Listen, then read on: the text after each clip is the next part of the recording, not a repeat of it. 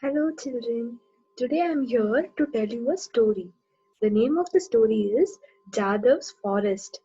In this story, we have a person. His name is Jadav. Jadav loves forest. He loves birds. He loves flowers. He likes to live in the forest. Shall we see what happens in the story?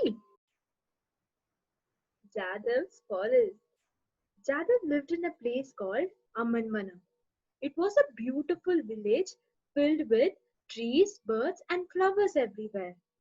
When there are trees, birds, and flowers around us, how do we feel? We feel happy, right? Same way, Jada was very happy here. One day, many people cut down all the trees in Amanvana. How do you think Jada felt now?